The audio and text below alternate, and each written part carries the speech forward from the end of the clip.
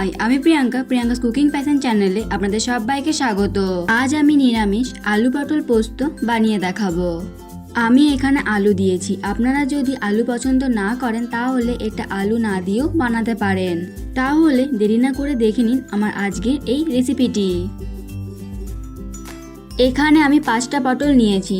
পটলগুলো ভালোভাবে ধুয়ে 4 ভাগ করে কেটে নিয়েছি, তবে পটলের খোসা আর 2 ধার কেটে ফেলে দিয়েছি। একটা আলু মাঝারি মাপ করে কেটে নিয়েছি।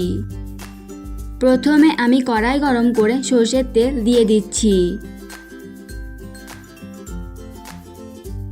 তেল গরম হলে দিয়ে দিচ্ছি সামান্য কালো জিরে। একটু ভেজে নেব।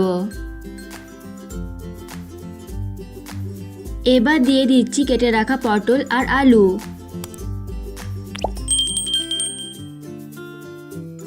এবার এগুলো ভালোভাবে ভেজে নেব।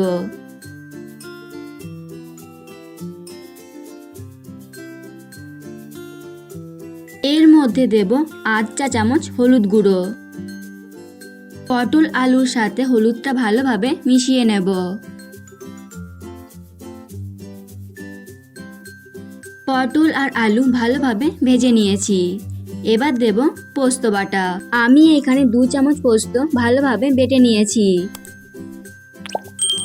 আর দিচ্ছি একটা লাল কাঁচা লঙ্কা বাটা। আপনারা চাইলে শুকনো লঙ্কার গুঁড়ো ব্যবহার করতে পারেন। এবার এই সব উপকরণ নাড়াচাড়া করে নেব, যাতে পোস্ত আর কাঁচা লঙ্কা বাটার কাঁচা গন্ধটা চলে যায়।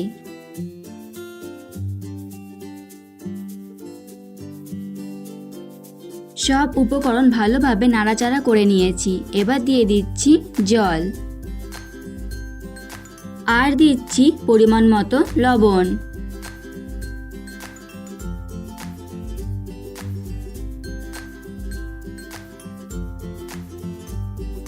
এবার গ্যাসটাকে মিডিয়াম ফ্লেমে রেখে এটা ঢাকা দিয়ে হতে দেব 10 মিনিট।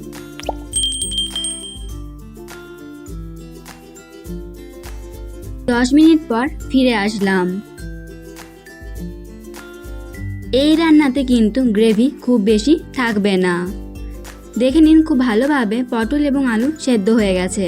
এই রেসিপিটি আপনাদের কেমন লাগলো অবশ্যই কমেন্ট করে জানাবেন। ভালো লেগে থাকলে লাইক এবং শেয়ার করবেন। আজ এই পর্যন্তই।